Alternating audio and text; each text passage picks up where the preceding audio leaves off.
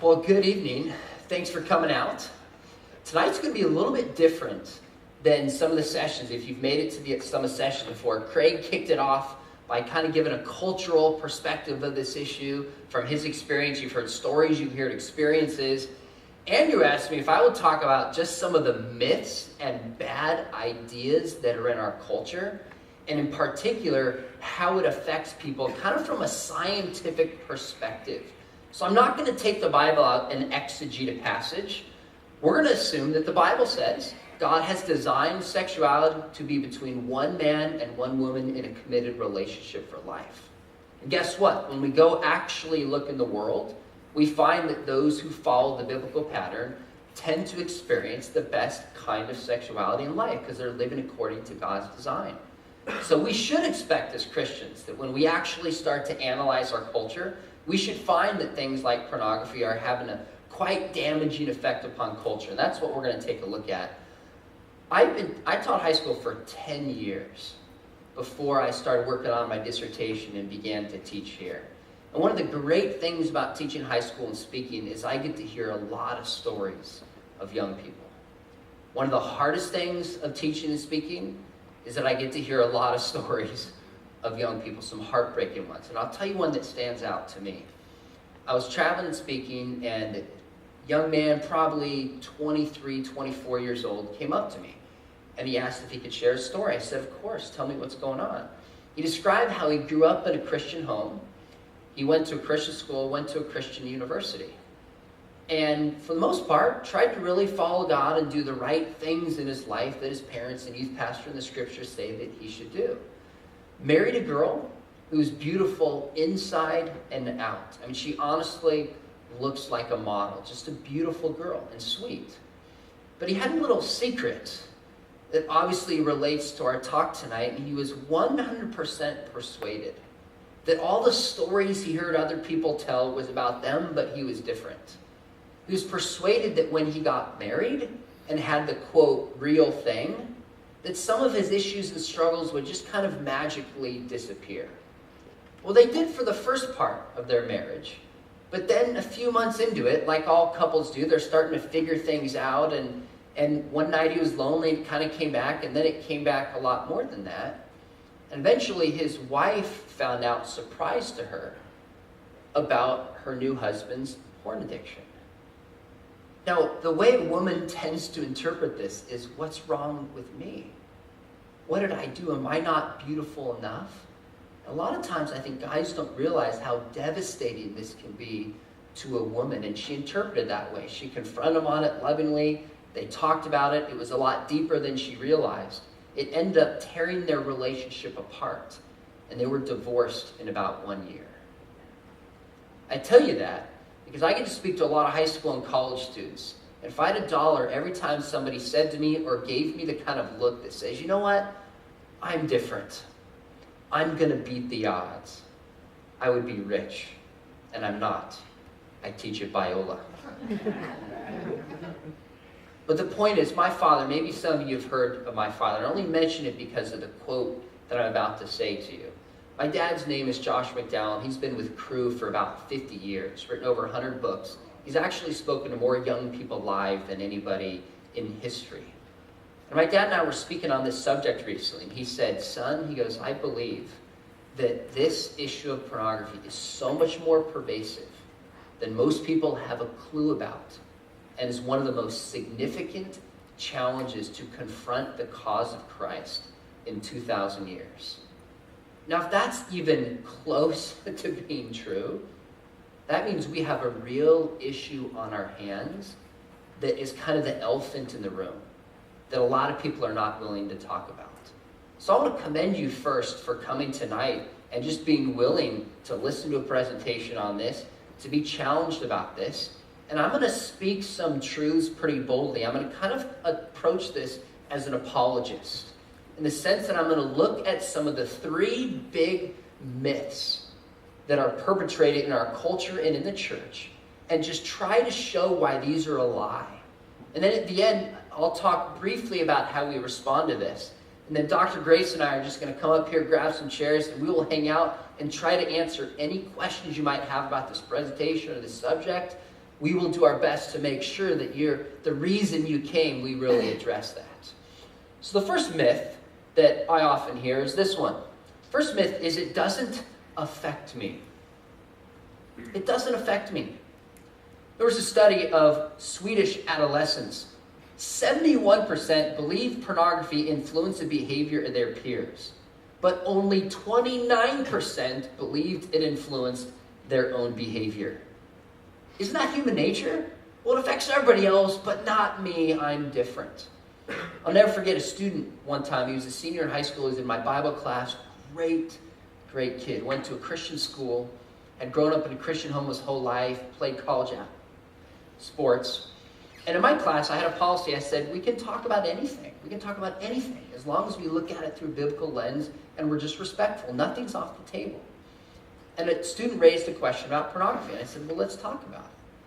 And as we started talking about it, I could see the student in the back in his desk just physically getting bothered by this.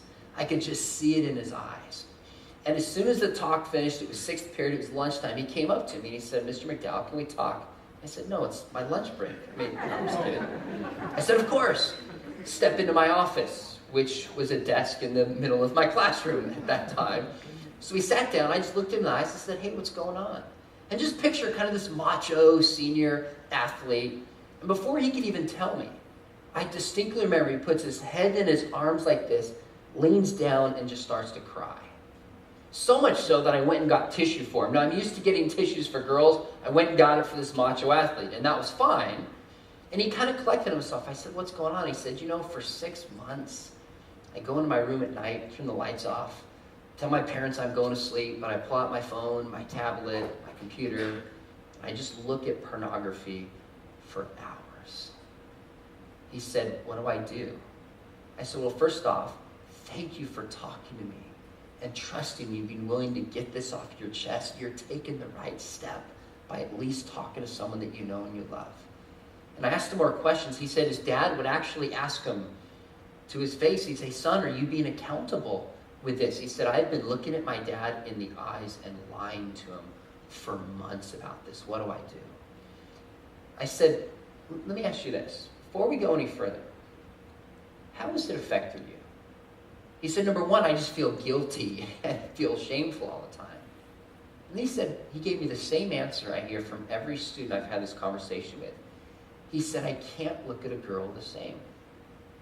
I cannot look at a woman without undressing her in my mind. It doesn't affect me.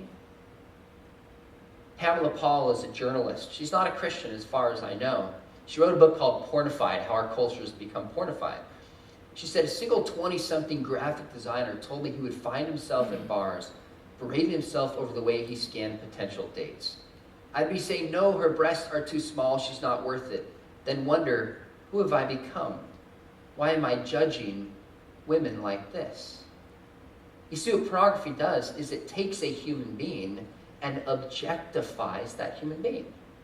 See, God has designed sex to be in the context of a committed, loving relationship where there's trust, where there's intimacy, where there's physical touch. What pornography does is it reduces the sex act, or it takes a human being and reduces them just to their physical parts that somebody looks at for their own pleasure. It objectifies somebody. In fact, Dr. Gary Brooks from Texas A&M, he said the problem with softcore pornography, and he's talking about softcore pornography, is that it's voyeurism. It teaches men to view women as objects rather than to be in relationships with women as human beings. And I actually came across a specific study, and a 2009 study found that increased exposure to sexually explicit material increased the likelihood that adolescents, regardless of gender, would view women as sex objects. St. Augustine famously said, we're supposed to love people and use money. But the reality is we love money and we use people. Whether you realize it or not, looking at pornography shapes us to treat people as objects rather than as human beings, the unique image bearers that God has made them to be. It doesn't affect me. Here's another way that may help, is I want you to think of something called a script. Now, when you hear script, you probably think of a movie script, which has the lighting and the setting and the dialogue. I want you to think of a script that all of us have in our minds, which is how we behave in different settings. So you have a script about how you behave in the library. And that's very different than, for example, how you behave at a football game, right? I mean, I doubt any of you jump up and cheer in the library, even if you found a resource that you've been looking for. None of you take $5, give it to the person next to you, and expect a hot dog to come down in 5 minutes.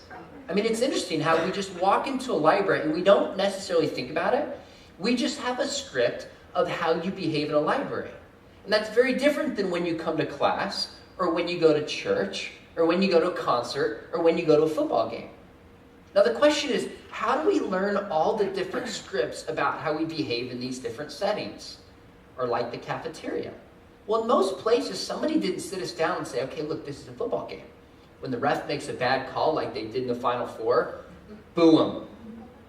If your team makes not a basket, I have basketball in my mind. If your team scores a touchdown, stand up and cheer. Right? Nobody probably told us that. We just go to these kind of games and we're in these different settings and build these scripts in our mind about how we act in different settings. And we live our lives all the time by these without even thinking and being aware of the scripts that shape how we live our life. Well, the obvious question is, where do we get our scripts about how to behave when it comes to the issue of sexuality? Where do you get the idea about how you treat the opposite sex? Where do you get the idea about the purpose of sex and what to expect out of it and how to treat somebody? Well, studies show that this generation clearly, hands down, gets their cues and their scripts about sex from pornography.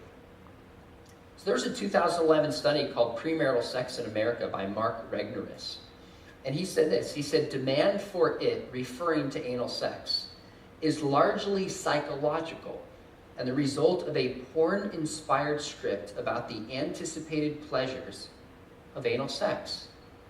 In other words, people see it in pornography, and they assume that the way people are acting, whether they realize it or not, mirrors reality. They form a certain script and then act according to that script. So it got me thinking as I thought about this, what is the script of pornography? Have you ever stepped back and thought in your mind, what is the message and the script of pornography? And how does it compare with the biblical script? So I think it's 4 things. And again, this is softcore pornography. I think the script is that sex is best experienced outside of a loving relationship. I mean, pornography is not about married couples. It's not. The message of marriage is that it's boring, that it's antiquated, that it's controlling, and it's just not fulfilling. Do you know there's a study? I actually documented this. I wrote a book called Ethics with an X at the end, and I documented a study from University of Chicago, University of California, Los Angeles. And it was at its time, it was the most in-depth survey of the sexual satisfaction of Americans that they had done. You know what they said? They said, despite all appearances to the contrary, it's actually people who follow the biblical pattern for sexuality that have the most in terms of quantity and the best in terms of quality.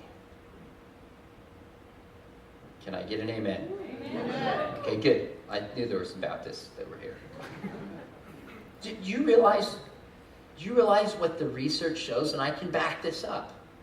That those who actually follow God's guidelines, those who actually refrain from indulging in just the rampant sexuality of our culture, those who follow God's guidelines actually tend to experience the most satisfying sex lives. Now that goes against everything we see in the movies in our culture and certainly is portrayed in pornography. Why? Well, let me just make one point. It was helpful to me when I first thought about this. I have a friend who took his youth group to play paintball, like junior high and high school students. And when they're coming back from paintball, by the way, I know some of you play paintball. The person you want on your team is always the quietest person in the group. That person is nuts when you give them a paintball gun. And some of you know who you are. Well, my friend took his youth group, everyone's like pointing now. My friend took his youth group to play paintball, and they were riding home in the bus from paintball. And this student who's 7th or 8th grade decides he's going to stand up and tell the group how much fun it was. So he stands up, he goes, I love paintball, I love the strategy, I love wearing camo, I love shooting at people. I've decided today that when I'm older, I want to be in war. Well, what he didn't know is one of the adult chaperones was actually a military veteran. And he goes, son, let me tell you something. Now, side note, if a military veteran says, son, let me tell you something, that means sit down and shut up. So he sits down and he says, paintball's fun because in paintball there's no consequences. You can play a game and you lose it, you just play again. You get shot in the arm, you wipe it off. Worst scenario, you get a welt, it goes away in a few days. You can shoot your buddy in the head and he's got a mask on, he's going to be fine. Might not be your buddy anymore, but he's going to be fine. He said, son, I've been in war. He said, you get shot in your arm, you lose your arm. You shot in the leg, you lose your leg. You shot in the chest or the head, you lose your life. And then you know what he said? He said, paintball is fun because in paintball, you're free. Now think about that. All the protection, all the rules actually set you free because you're protected from the consequences. Why do studies show that people who follow the biblical pattern for sexuality are the most free?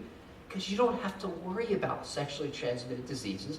You don't have to worry about pregnancy or morality questions of abortion. You don't have to worry about being compared to somebody else or being rejected. You're actually set free to enjoy sex the way that God has designed it to be.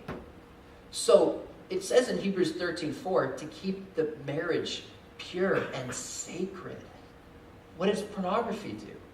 It mocks the institution of marriage. And it tells us that sex is best experienced outside of a loving relationship.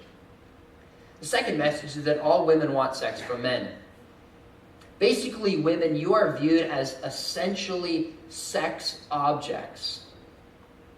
That's the truest thing about you. Now, here's what's funny. The reality is, yes, married couples as a whole are having the best sex, but when you get married, sex is a very small percentage. It's a good percentage, but it's a small percentage of your entire life in your marriage. It's a small percentage. And there's times where your spouse does not want to have sex. You're tired, she's given birth, you're stressed.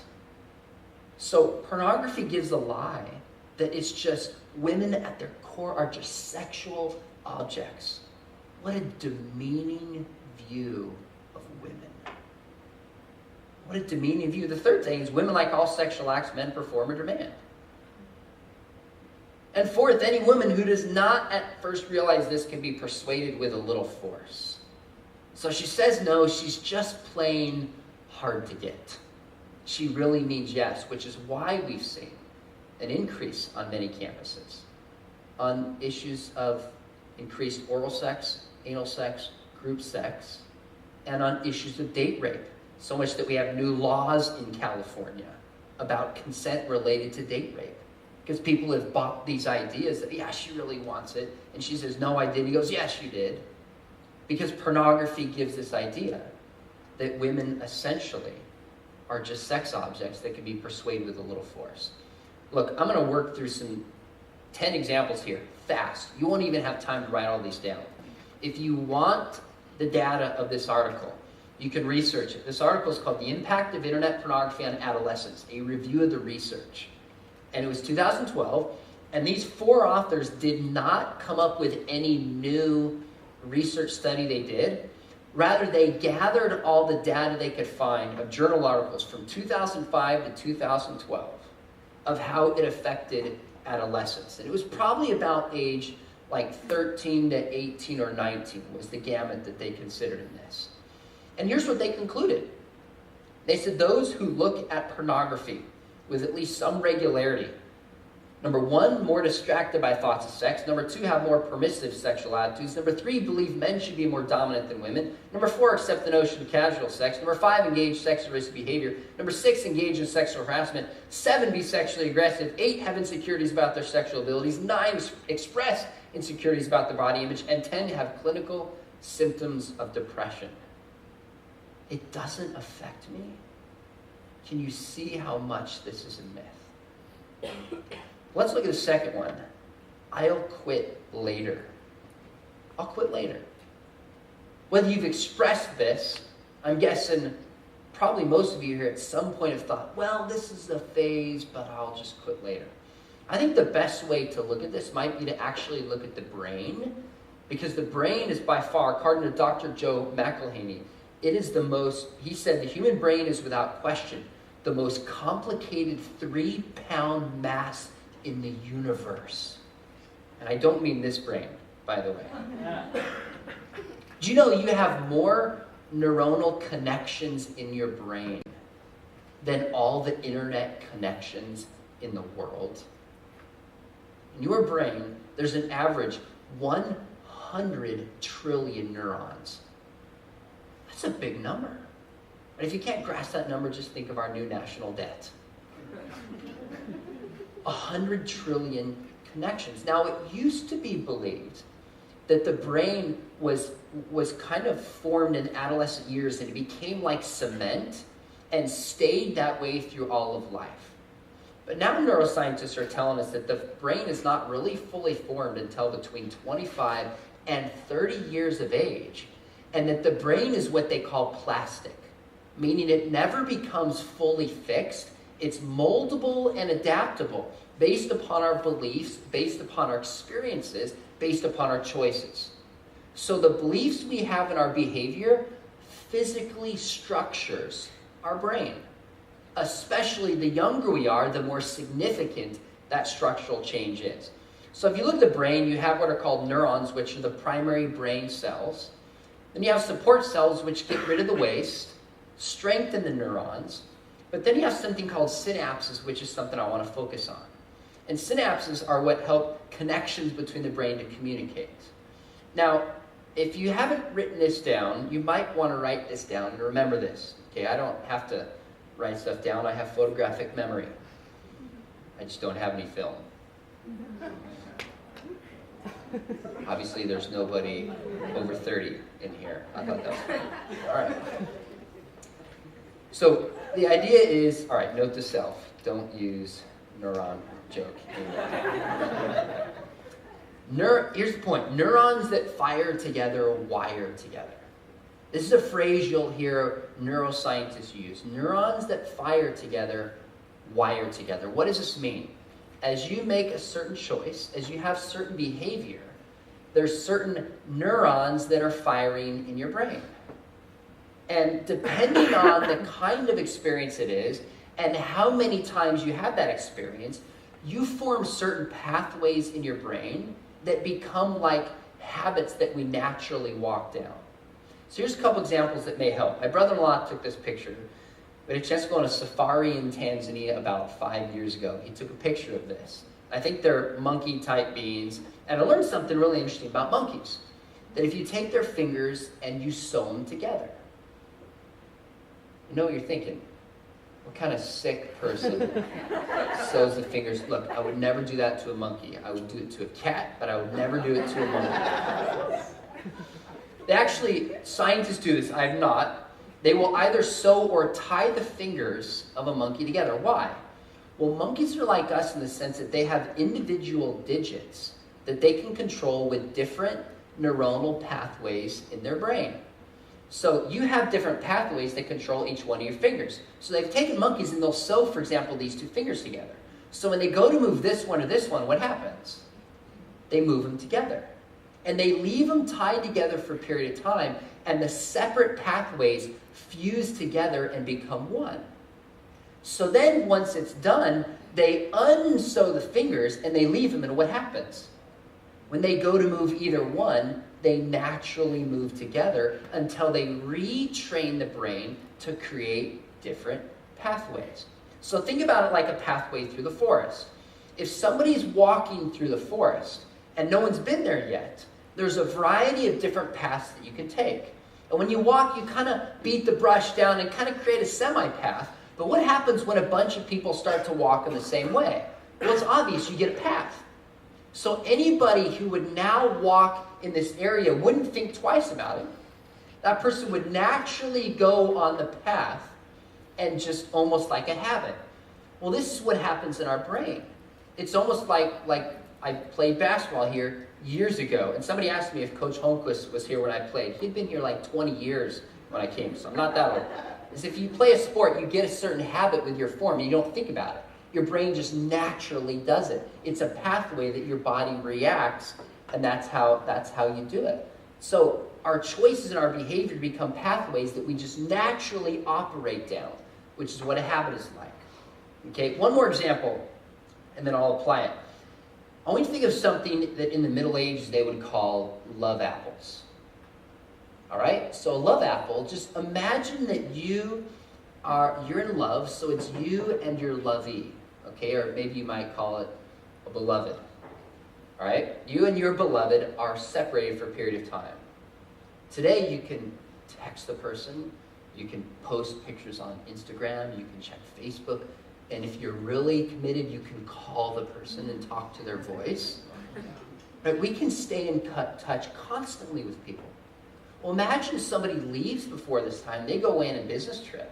It's weeks, it's months, it's a long period of time. You can't see them. So somebody got the idea of coming up with what's called a love apple. And the idea would be that they would take an apple and they would cut it into slices. Then the woman would take the apple, stick it in her armpit. She would close it, let it completely soak up her body odor, give it to her beloved. So when he was gone and he missed her, he could bring it out, smell it, and it would be just the next best thing to her being right there with him. Now I notice all of you just stopped taking notes.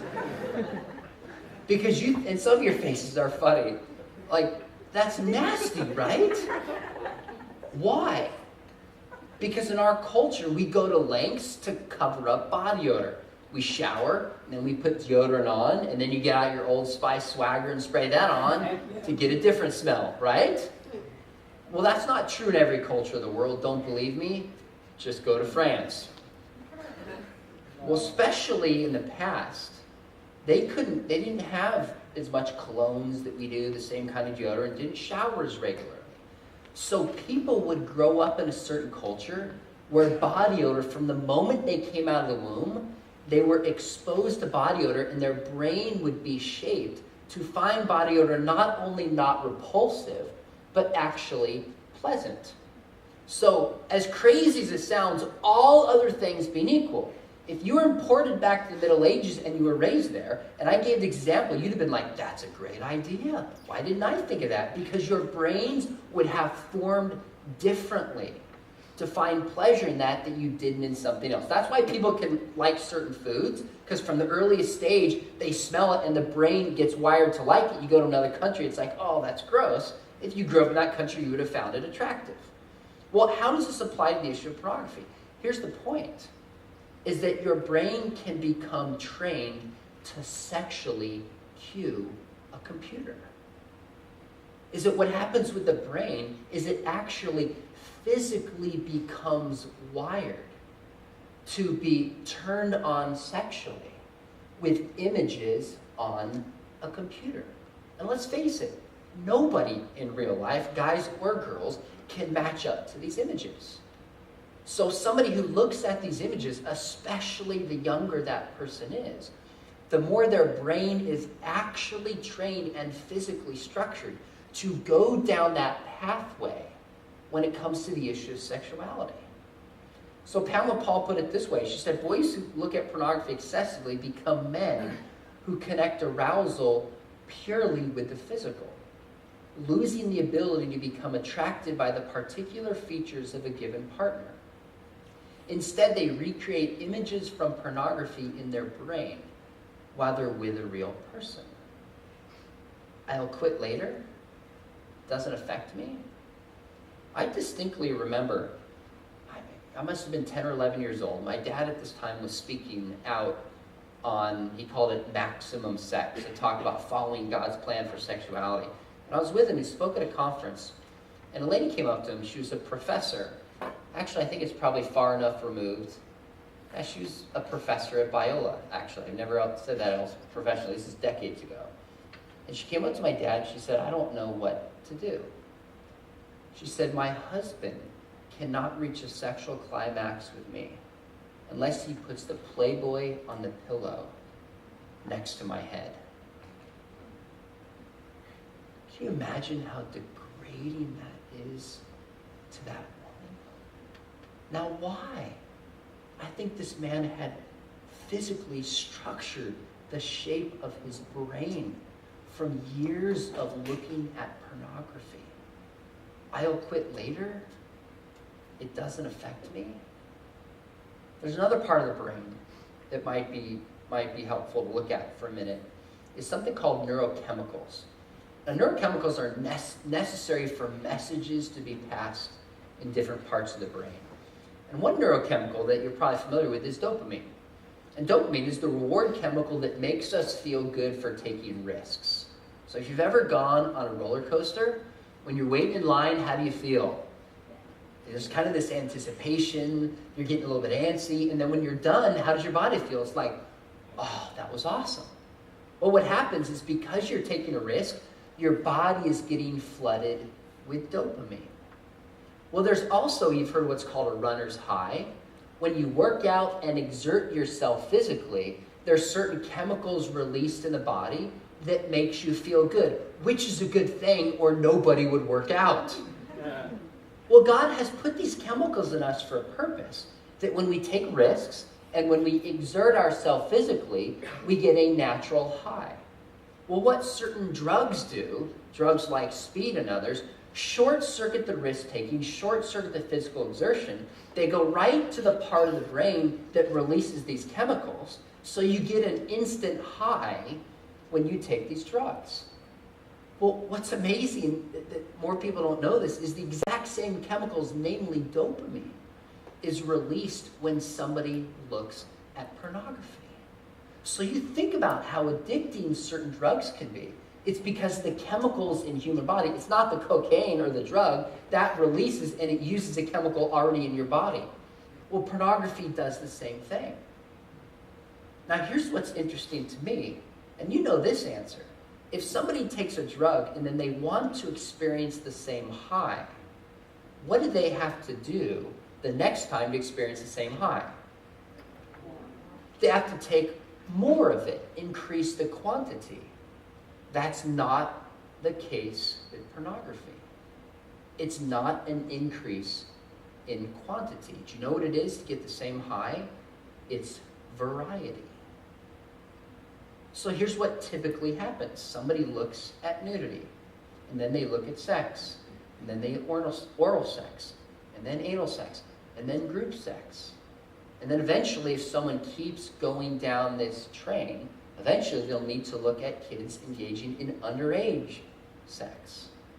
Which is why we've seen, if you follow the news, these stories.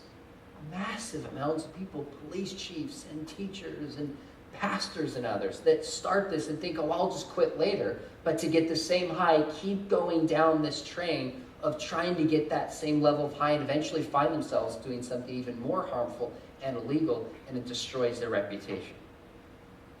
Not to mention the kids that it hurts even more. Can you see how foolish it is for someone to just say, oh, I'll quit later, it doesn't affect me? Now, the other chemical that's related to this, in particular in women, it's in men and women, but more potent in women, is called oxytocin. It's actually called the bonding hormone. So this is a chemical God has put in men and women, but it's stronger in women. And what it actually does is when this chemical is released, it gives you a feeling of trust and a desire to connect and bond with another human being. So what's interesting is biblically, Genesis 2:24 says, leave your mother and your father, and the two shall become what? This is the participatory part of the program. Okay, good. The two shall become one. That was good graphics, huh? Like, we spare none here at Biola. Well, think about this for a second. I remember reading when I was a kid, the two shall become one, thinking, oh, this is a nice spiritual idea that we see in the Bible. As I started to study the brain and even look at these neurochemicals, I thought, my goodness, this is an even deeper kind of a oneness that takes place. So this chemical is released in a woman 3 primary times. Number 1, when a woman gives birth, which is very painful. So they tell me. I thought that was funny, but I learned not to try to be funny when my wife was giving birth the hard way. But when a woman gives birth, there's this motherly bond with the child that helps get her through the physical pain because oxytocin is being released in the body. Second is when a woman nurses. When a woman nurses, this chemical is being released in the body, and it creates a desire for a bond with the child. And third is during sexual touch. Not just sex itself, but sexual touch, or the viewing of sex acts like in pornography. So God has designed this, that when a man or woman leave their mother and father, they commit to a person of the opposite sex for life, and then they consummate that marriage in the sexual act, and that act releases these chemicals and helps bond the two of them together. But what happens when either somebody's sexually active or they're looking at pornography is it doesn't destroy, but it damages the bonding mechanism that God has put in place. Can you see how foolish it is for somebody to just say, oh, it doesn't affect me, I'll quit later? In guys, there's actually a chemical equivalent to this. Any guesses what it is? It's not testosterone, I'll save you the guessing. It's actually called vasopressin. Vasopressin is called the monogamy molecule that's in men. And what it does is when it's released, it causes the man to desire to bond to his spouse and to desire to bond to his kids. Now, you're probably thinking, I know some guys, I wish I could give them some vasopressin. But what's interesting is they've actually done some studies with these animals called prairie voles. And these are like basically little hamsters that live out in fields. And they found that these animals, which is rare within nature, are actually quite monogamous animals for the most part. You have a male vole and a female vole. They'll partner up, and the male vole will stay committed to the female vole and the vole kids for life. So some scientists got an idea, and probably funding that came from you and me. Actually, probably not you because you're students. From Dr. Grace and myself. We helped pay for this. To see what would happen if they took these prairie voles, who are faithful hamsters, and removed the vasopressin. You know what they found? They found that these voles, who were sexually monogamous for life, when they removed the vasopressin, a simple chemical, these little hamsters started sleeping around. Now that's messed up, right? Now obviously, we're not just animals like hamsters, right? But what does this show us? This shows us the power of certain chemicals that had been put inside of us. It shows us the power of it. I want to look at one more myth, but I actually brought an apple with me. I thought maybe some of you would be so moved by the love apple illustration. You might want to start now. So do we have any volunteers? Anybody want a slice of an apple? Come on, you want it? All right, there you go. Good for you. You just want a snack and something, don't you? All the way in the back, you want one? Bring it. Bring it, he says. Do you have a girlfriend, by the way? Wife. You have a wife? Even better. Good for you. She'll be really thrilled with that. Nice catch. Even better throw. Anybody else? Anybody else? My man right here. All right. Captain America shirt. Do you have a girlfriend? In the works. In the works. Well, I can tell you doing this now, it's definitely not going to work out. Oh, yeah, that's tasty. All right, just stick it right in there. Oh, you're eating it. Oh. All right. All right, let's look at the last one briefly, and then we'll take some questions. The last one I hear is, I'm not hurting anyone. Isn't this essentially in our culture, as long as you're not hurting anybody, do whatever you want to do. That's what our ethic has been reduced down to. Here's what I know. I know that every sin hurts somebody. Every sin hurts somebody. It hurts God, it hurts ourselves, and it hurts other people. It's not wrong because it hurts people, but it hurts people because it's wrong. I just want to read you a letter I found from a girl online. She posted it anonymously. And the letter was, you can Google it and find it. It's called Anonymous Letter to Porn Watching Dad. And she posted it just this past year. She said, "Dear Dad, I want to let you know first of all that I love you and forgive you for what this has done in my life. I also wanted to let you know exactly what your porn use has done to my life. You may think that this affects only you, or even your and Mom's relationship, but it has had a profound impact on me and all of my siblings as well." She says, "I found your porn on the computer somewhere around the age 12, just when I was starting to become a young woman.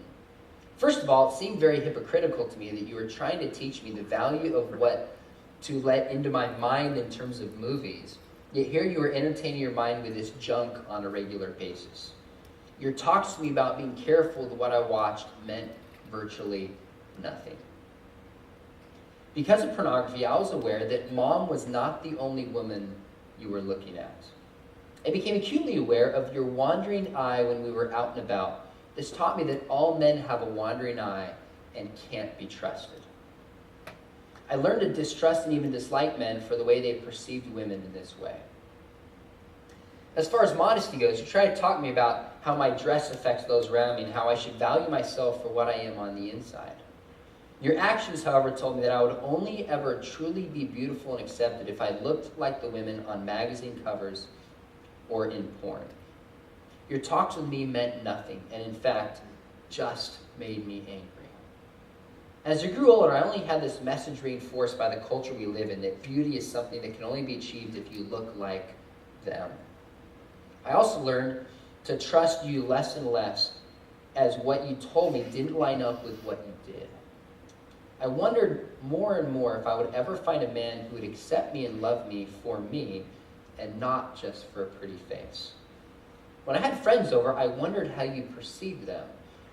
Did you see them as my friends, or did you see them as a pretty face in one of your fantasies? No girl should ever have to wonder that about the man who's supposed to protect her and other women in her life. I did meet a man. One of the first things I asked him about was his struggle with pornography. I'm thankful to God that it is something that hasn't had a grip on his life. We still have had struggles because of my deep-rooted distrust in my heart for men. Yes, your porn watching has affected my relationship with my husband years later." And then the last paragraph, she says, "If I could tell you one thing, it would be this. Porn didn't just affect your life. It affected everyone around you in ways I don't think you can ever realize. It still affects me to this day, as I realize the hold that it has on our own society. I dread the day when I have to talk to my sweet little boy about pornography and its far-reaching, greedy hands. When I tell him about how pornography, like most sins, affects far more than just us. Like I said, I have forgiven you. I'm thankful for the work that God has done in my life in this area.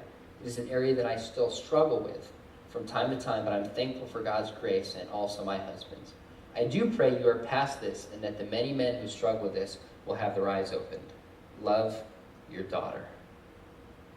What a powerful, powerful letter. Friends, if you think you're not hurting anybody, you are absolutely deceiving yourself. In one way, you know what's interesting is there's more people in slavery in the world today than at any point in world history. Yes, we have a bigger population, but a majority of those are in sexual slavery. And you know what's brought a lot of it on is the unlimited access to pornography. If you look at pornography, you are contributing to the sexual slavery of kids.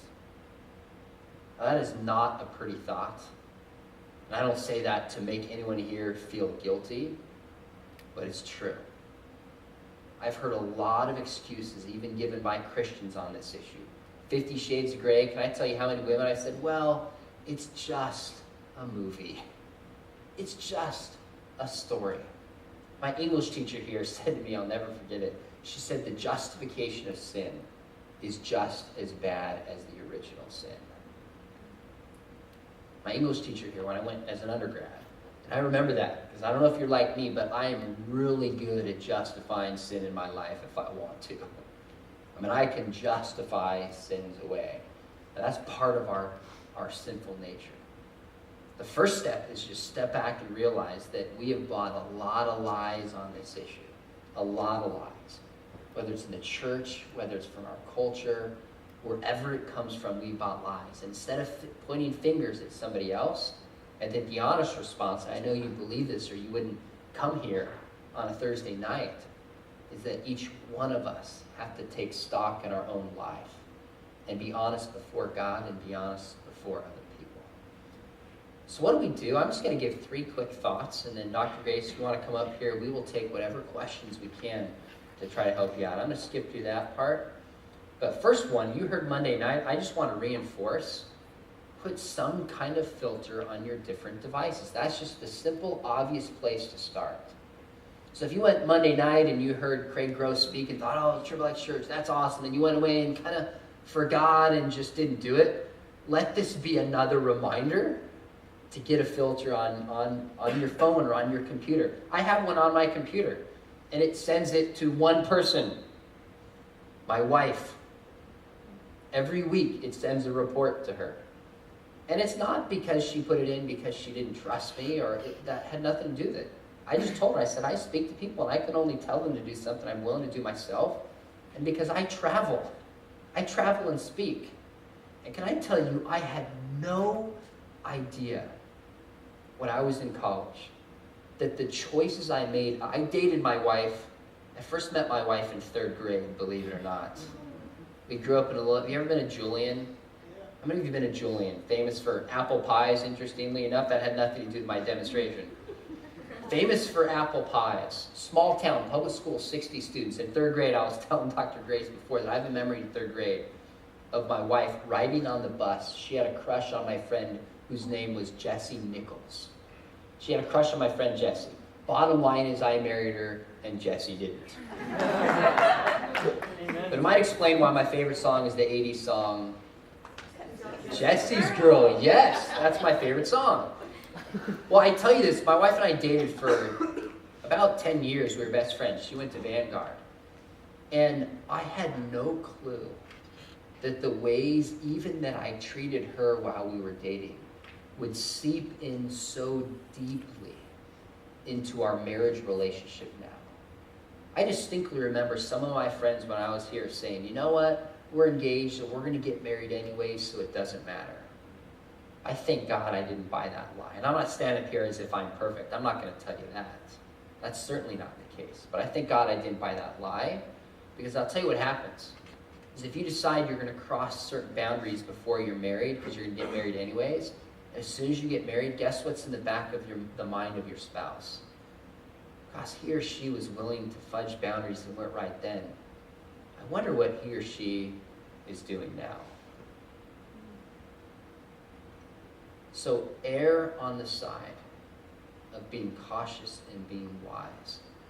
And God will bless you, chances are, in your relationship. So the first place to start is just put it on your computer. Have it sent to a friend. Have it sent to a pastor. Send to a professor. Just once a week. In fact, I'm sure Craig mentioned this. I didn't hear us talk Monday night. They have like new software that you can put on your phone, and the moment you're accessing something, it like texts somebody you want to be texted. So you want to talk about like instant accountability? That's awesome. That's awesome. Now that's helpful, but that doesn't get to the heart of the issue. To me, I heard a psychiatrist by the name of Paul Warren speak one time, and he said this. He said, an addiction is something that's used to fill a void that a relationship is meant to fill. Think about that. An addiction is something that is used to fill a void that a relationship is meant to fill. In other words, you look in the garden and you listen to Jesus. What did Jesus say was the greatest commandment? Love God and love other people. We have been designed for relationship. Life is about relationships. That's why every movie, even if it's about the Civil War, it's about a relationship at the Civil War. Every superhero movie, I can't wait for Avengers, you watch, it's about relationships. It's about relationships. See, pornography to me is more of a symptom. At the heart of it is a broken relationship with God, a broken relationship with other people, and a broken relationship with the self. So if you're dealing with this or any other addiction in your life, part of it is to take a step back and say, man, how do I restore healthy relationships with people? How do I come clean and restore that relationship with God? Because if you just focus on this issue of pornography, as important it is, it's kind of up here. But there's deeper rooted brokenness in our life. And when we don't have those healthy relationships, something is going to step in and fill that void. And that's at the heart of why I think pornography has become so powerful. Is it's revealed in our culture that we have a lonely, broken, hurting culture. That's why pornography has stepped in and become so powerful and so seductive in people's lives. So yes, deal with the issue of pornography, talk about it, confess it, but at its root, just know that at its core, it's relationships. And what makes Christianity different is that it's about grace. You will only, and I don't mean this man up here as much as I love this man, it's about experiencing and knowing God's grace in your life. I think we will only experience freedom on this issue when God's grace is built into our life and we know it and we believe it and we own it and we've experienced that God calls us the beloved. And you read that story of the prodigal son, you just know that God looks down and says, you are my beloved child and I am proud of you. Satan is the accuser. It's the experience with Jesus and that truth that sets us free. So I'm going to have Dr. Grace come up and we're going to talk about some particulars and hash this out. But please realize there's a relationship at the heart of this. And the thing, I sent out a tweet not so long ago. I said, in a world of different testimonies, in a world where everybody has a testimony about something, in a world where people have different truth claims and competing religious traditions, what sets Christianity apart? And it's grace. That's the defining characteristic we find in Christianity we don't find anywhere else. And I love Biola to death, but sometimes when you're surrounded by Christians, we can become legalistic with each other in any setting. What should define us more than anything else is our commitment to grace. And I want to be a person who talks about grace. I had a student call me this week, and he was actually it was yesterday, so it was this week. And he was heartbroken that he crossed a serious boundary he hadn't crossed in 2 years. And he said to me, he goes, man, the last 2 years were just a waste. I feel so bad. And I said, look, you feel bad and you feel guilty. God's wired us to when we break standards. But look, you got to realize God loves you. And so do I. God forgives you for this. It says we are a new creation. Right? The old is gone and the new has come. I said, when you know that and you own that in your life and believe it in your marrow, then I think, and you have healthy relationships with God and other people, we might have these temptations, whatever they are, the rest of our life because we're fallen, but the power of those temptations will dwindle away when we're in a healthy relationship with God, we understand His grace, and we're in a healthy relationship with other people. Amen?